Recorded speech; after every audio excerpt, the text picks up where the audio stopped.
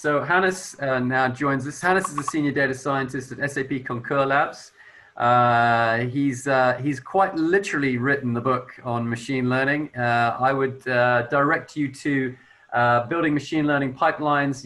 Hannes, you might have to help me with the URL, buildingmlpipelines.com. Have I got that right? Very good. I'll post it in the chat, not to worry. Hannes, the floor is yours. Thank you. Let me share my screen and we can get started there.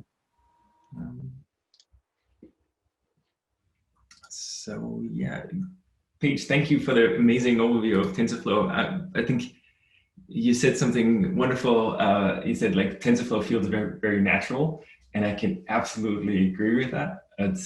It goes from research to production, and you can find like tools for every problem we see in the real world situation. So I'm really excited about this machine learning framework, and I'm also very excited today to just talk about one. I hope you can see my slides now.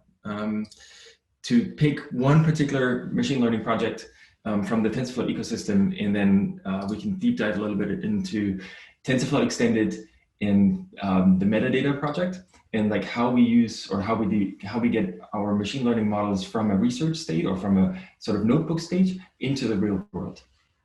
And that's something what we did try to describe in the latest O'Reilly publication on building machine learning pipelines. It's like what happens afterwards when you're done with training a machine learning model, and how do you remove the burden for the data scientists to like continuously update those models. So my name is Hannes. I'm a machine learning engineer at SAP Concur, and I'm also a Google developer expert. I'm very fortunate to be a member of that great community, as you can see on the right-hand side of the screen. And in the past, I had the opportunity to co-author 2 machine learning publications, one on natural language processing, and the latest one on building machine learning pipelines with TensorFlow Extended. So generally, there has been a lot of focus on writing machine learning code. We have talked about architectures. We've talked about like different concepts of how we can train machine learning models. And then Google came out with this amazing paper on the technical debt of machine learning to really heighten the attention there of like all the systems we need around a machine learning model when we bring it into the real world, starting with data collection, feature extraction, model validation, analysis, and then up to the serving part. So then when we jump into the real world scenarios, we often have like a notebook or some sort of an experimentation platform. We built a solution for a business problem. And then at some point we're like, hey, we have solved that problem, or we have a machine learning model which can sort of approximate a solution to that given problem. But that's usually when the real world issues start. How do we bring that model into the real world situations? And questions come up around reproducibility, traceability of the artifacts which went into the model. And then also, as I said earlier, there's always this burden on the data scientists to keep those models updated. As soon as the model is out, the world interacts with it and they influence each other. And all of a sudden, we continuously need to update that machine learning model when we bring it out in the real world. But usually what happens to those machine learning models when we're done with a project in a notebook or in a data science viewpoint? Well, sadly, they usually often die. Most models don't get deployed. And that's a really amazing benefit from the TensorFlow ecosystem, that we get so many tools and libraries to make that easy and to bring those models into production.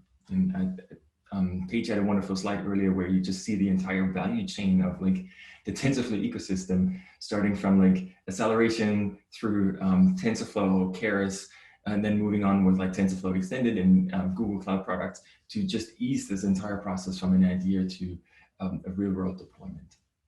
And so generally when we thought we had solved the business problem with the data science model, then we see issues like data drift, changing data schemas. Data scientists are usually not in control of like database systems. So maybe there's a different team involved and they drop a column or change a dense column or dense feature to a sparse feature and things like this. We see skews, we see changing pre-processing steps, et cetera, et cetera. And so in our real world machine learning scenarios and deployed machine learning models, we need to we need to track those scenarios and we need to react to them. And TensorFlow Extended helps us with like alerting the data scientists that something went wrong here, and also helps us to automate those situations. But then when we have our machine learning models, there's a machine learning lifecycle or model lifecycle. And generally, as I said earlier, we start with like a data set. We validate the data. We want to make sure that if we update the model continuously, that the schema and the data distribution under the hood doesn't change or hasn't changed drastically. We do the feature engineering, and then we train the machine learning model. Often we also have the chance to tune it in that moment. And then the really important part starts after the training, is like we need to analyze those models. We need to make sure that, as Paige pointed out earlier, that we're not just looking at the simple accuracy across the entire validation data set. We might neglect effects on subgroups in our data sets. But we need to really take a look at particular into certain features, and then maybe slice those features by expected labels, and see that the performance is equal across the different slices. And that is something we can do with the TensorFlow extended ecosystem. And then once we have analyzed the model, we need to validate it against previous runs. And that is one of the biggest differences between software engineering, CI/CD systems, and the concepts we see in machine learning, is like that we not just have to automate that particular run, and we have to like go from step to step, but we also need to compare against previous runs. Like, what's the performance now compared to the previous model we deployed? And then we need to effectively deploy the model itself. As you can then see, those models are entangled. Like, we use outputs from the previous step, 2 steps down the pipeline downstream. It's not like we're in software CI/CD systems where we check out the code repo, we load all the dependencies, we compile, and then we ship the compiled artifact. Here we have all these different components, and they sometimes jump steps, and we have to some of them compile them or work on them in parallel. So they're highly entangled systems, and that is what TensorFlow Extended helps us to ease the entire process. So I'll show you an example later on where we can quickly write out the individual components, and the orchestration is happening by the different orchestrators, but we can sort of abstract the pipeline definition with Python code. And what Paige mentioned earlier with TensorFlow Extended, that was in one of her slides, was one line. That is actually just breaks into multiple components again. So again, this is like a really wonderful thing of the TensorFlow ecosystem, that it is highly extensive and helps with a lot of problems we see in day-to-day problems. So if we take the pipeline, which is represented by the blue boxes, then we have those components which we can use in our TensorFlow extended pipelines. But then also we have our orange boxes. Basically, those are standalone libraries. And some of those libraries, they work independent of a TensorFlow model. So for example, TensorFlow data validation could be used with a PyTorch model, but it gives us really good insights into our data sets, and we can compare them with, for example, previous data sets, or we want to compare like a validation set versus a training data set. And then it allows us to not just express those components, but also, as I said earlier, connect those dependencies, and then to sort of like orchestrate them. And I'll give you an example later on. Currently, TensorFlow Extended supports 3 orchestrators: Apache Beam, Airflow, and Kubeflow pipelines.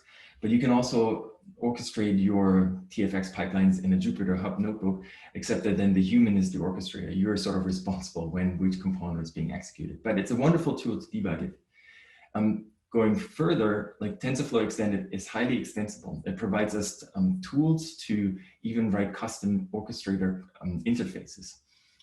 We can write custom components and things like this. So if there's something missing, you can always extend it. So how does that work in the real world scenario? So let's say we want to build a pipeline here of training a machine learning model continuously. Step number 1 is always we need to ingest our raw data sets. So in this case, we can define our data set splits. Let's say we ingest a data set from a particular file system, and then we want to split that data set with a 3-to-1 split between our training and validation set. We can also define different spans, and it's highly flexible in terms of like how we want to ingest our data. The TensorFlow ecosystem provides us a number of components of like ingesting the data into our pipeline system. So in this case, we're using TF records as a starting point, but you can also read from BigQuery databases, a bunch of other remote database systems, also file systems. Again, if something's missing, you can always write very easily your own components to ingest the data. Then once the data is ingested, we can focus on generating statistics around the data sets. And those statistics allow us to compare them run by run. And I will show you an example here in a second. But then also those statistics come together with the schema. So we want to make sure that the schema of the general data sets is always the same, that we're not like dropping columns, or maybe we're adding labels to a categorical field. And the output can then be visualized by a wonderful dashboard. In this case, it's TensorFlow data validation, where we see statistics for our numerical and our categorical features. And this might look like for a hardcore statistician, like, oh, these are just the basic stats. But for a data scientist, when we get a new data set, it takes 2 Python lines of code to generate those wonderful overviews, and it gives me amazing insights. It gives me amazing insights into the data set. And we can use the same tool in our TensorFlow extended pipelines to generate those statistics with every run going forward. So in the interest of time, I'll skip some steps here, but you can also express your feature engineering, your model training, your model tuning, the model analysis, and the deployment of the actual exported model. And then going forward, once we expressed all our components, we can then tie them together into something we can export to our orchestration platform. And that is fairly straightforward. Basically, we have our components here, as you can see in the first line of code there. And then we connect to our metadata server, and I will talk about in a second what that does and why this is really important. And we can assemble our pipeline. And what TensorFlow Extended does behind the scenes is like figuring out what are the dependencies between the different components, which component has to run first, which component could run last. And then it is connecting to the different systems under the hood to actually orchestrate those platforms or orchestrate those pipelines. And currently, as I said, it supports 3 orchestrators. So the most straightforward would be Apache Beam.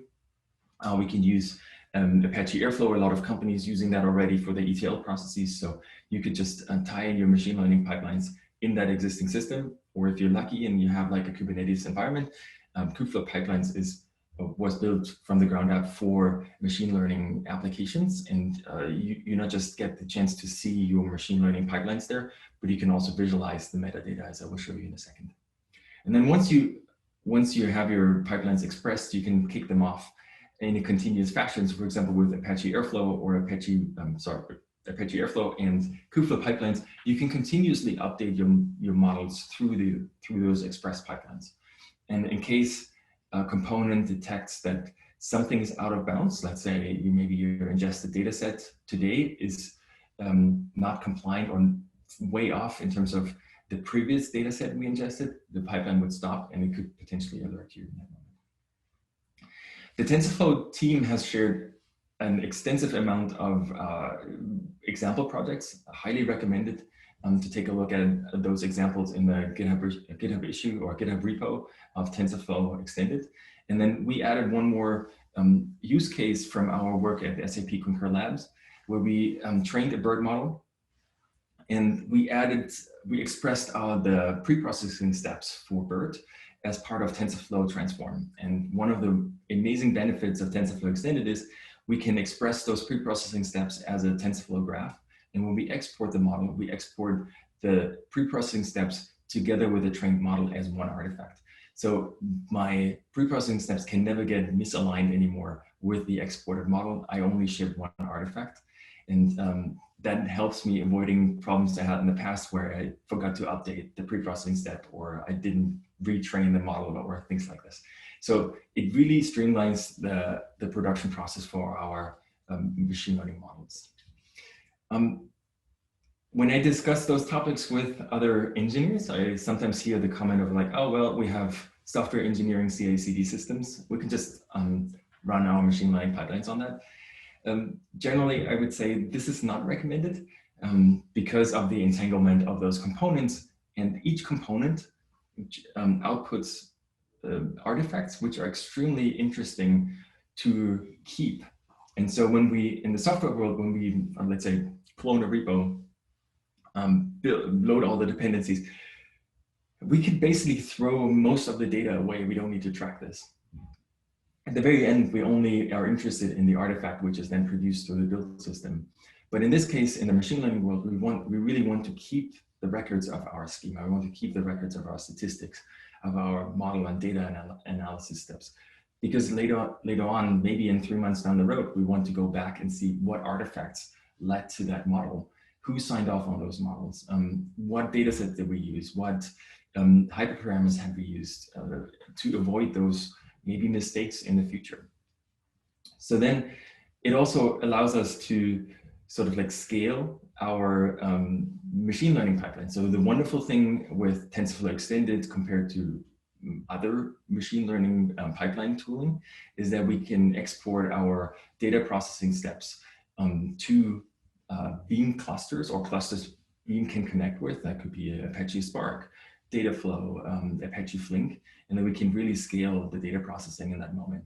So that would be, if we would run this on like CI/CD systems, and from the software engineering world, we often just bound to those containers we have in that moment, and that could potentially be a bottleneck. And then at the same time, it produces metadata. And don't take the sentence literally here, but I think of metadata as an insurance policy, because we sort of like later down the road, as I mentioned earlier, when questions come up around the machine learning model, we can always go back to the metadata and see what led us to that model, what produced that model, what influenced it. And so we have a couple scenarios where we looked into the SAP Concur, where the metadata was extremely useful. So for example, we can see when data sets are changing, when the schema is changing. We can address privacy concerns and legal compliances. So for example, one of the things I'm showing you in a second here is like warm starting of models. And then we can also, in that moment, automatically generate a model inventory and audit trails of every model going into production. So that's extremely useful. And once we do this automatically, we're through TFX, and we don't have to track those steps manually anymore. So that removes even further the burden on the data scientist. So how does that work? How do we generate the metadata? Each component in TensorFlow has this concept that it consists out of 3 parts. It starts with a driver, where we get the references, or we get the information. It loads the references from the metadata store and passes them on to the executor. The executor within a component then manipulates the data, trains a model, tunes a model, analyzes a model, or something like that. It just does something with the information. And then the output of the particular component is then sent back to the metadata store through a publisher. So every component is highly consistent in terms of how it works internally. And that helps us to continuously and consistently track the information going in and out of those components, and we store those information in the metadata store. So then going forward, as I said, like we have all these wonderful applications in the machine learning world, which we can then build on top of those metadata stores. And that's the artifact tracking, the legal compliance, the warm starting, and then sort of sign-offs on the particular model. So here's a couple of examples. When you use TFX pipelines, the output of the TensorFlow model analysis and the TensorFlow data validation component can be used as a collaboration tool. And that is a collaboration tool, not just in the moment when the pipeline runs, but also later on. Those outputs are preserved, and we can always visualize them again. So if you want to have a meeting with your team around a particular model, you could go back to Kubeflow pipelines, for example, and visualize in the pipeline run those information and drill into those data sets or the analysis of the model. Furthermore, you can then take a look at the model lineage. As I said, the model, the output and the input and the output of every component is being tracked in the metadata store, and it could be visualized. So if you know what model was deployed and questions arise, you can go back through the pipeline and visualize and get the information of every individual component. And you can even go back to the raw data set, who signed off, what were the hyperparameters, so you can find all the information very quickly, very easily. And then you have those situations, for example, GDPR compliance. And in that moment, we can't use entire data sets, so we have to delete records. But what it allows us is to keep machine learning models. So a wonderful application through which we can now do with TensorFlow Extended is warm store training. So we can continuously fine tune our models on smaller and smaller data sets, but we can use previous existing models, which we trained in our own pipelines, not a model from TFL, as a warm start base model, and then fine tune this even further. And that was potentially allow us to be compliant with GDPR. And then we can add the human in the loop. And I think that goes back to responsible AI. It's like, it's not the, we want to automate as much as we can so that the process of how we get to a production machine learning model is consistent. But it doesn't mean that we take the human completely out of the loop. So there are components where you can, at the very end of the pipeline process, you can go back and ping the data scientist through the Slack channel or Teams or Hangouts and say, hey, here's a message, or here's a pipeline run that's about to be done. Can you review and sign off that particular run before it's getting deployed? So then in conclusion, the big benefit of those machine learning pipelines, MLOps and the metadata is that we basically remove the burden on the data scientist to manually update those models. Currently, I see this with a lot of colleagues. They manually update those models. They go through those steps one by one. Sometimes it happens that steps are being missed or rushed, or the tracking of the information happens sometimes even still on paper, and it's very difficult to share. So in that moment, the investment into MLOps and setups like TensorFlow Extended or Kubeflow pipelines really removes the burden for the data scientists here. And it also allows us to keep track of what we do, and hopefully through the tracking, we make those models more reproducible and also scalable in such a way. If that overview was way too fast, we recently published an O'Reilly publication around how to build those pipelines, and we dedicated a chapter for each component you can potentially use, and how to write your own components, and how to build privacy thoughts and feedback loops into your machine learning pipelines. So that book covers everything beyond the training of machine learning networks. And with that, thank you very much, and I'm happy to take any questions.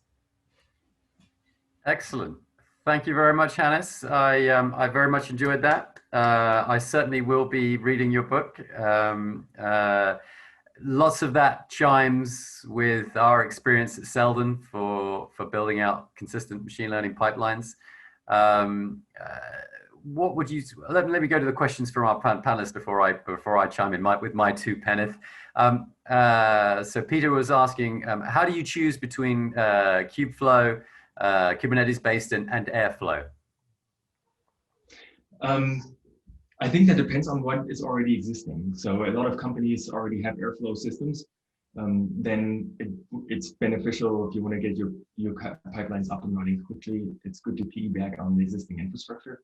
If you're in a lucky position that you have a Kubernetes cluster, setting up Kubeflow pipelines isn't difficult anymore. And you get wonderful features which are currently not existing in Airflow or in Kubeflow in Airflow, Apache Airflow.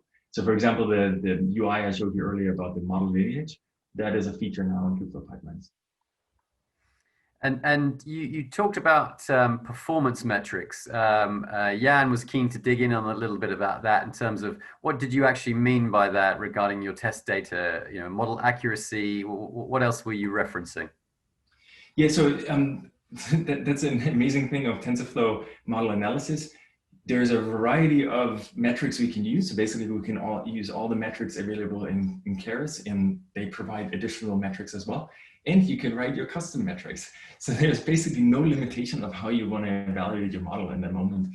But you can do this in a very holistic way. So for example, you can read your validation set, pick a particular column, and then slice that column by a group of features. Let's say if you have different labels, you want to predict a country, or like you predict a label and one of the inputs is a country. So what you could do is you could slice then that per country column by the individual countries and see that the performance of the model is consistent across all countries. And this is a use case we have internally where we use, train models with inputs from different countries. And I really want to make sure that those machine learning models perform equally and don't hurt anyone from a particular country where we potentially have less data.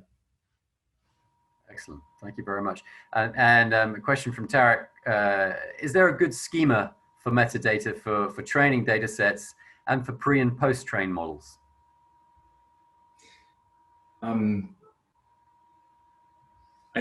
Sorry, I might misunderstand the question here. But if the way I understand it, if I understand it correctly, is like, is there a schema we should follow for training data? And I think the wonderful thing about TensorFlow is that it will detect your schema. So you can bring in the data from the real world scenarios. It will detect that schema, record it, and then you can push that data into TensorFlow Transform, for example, to convert it into something we can convert from real world data sets into something the neural network could understand. Like if we have labels, for example, we can assign embeddings or numerical representations to categorical features, for example. Does that, I hope I understood the question correctly. I think you've interpreted that to best effect, Hannes. Thank you. So I loved your comment that lawyers love metadata. To what effect have you engaged with kind of regulatory or compliance functions to help them understand kind of the significance of metadata? I don't know if I can say that in public.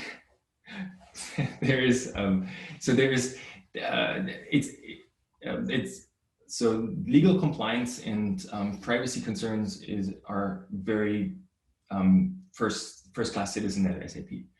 They take this very seriously, and they treat the data around the world as if the data would be in Europe.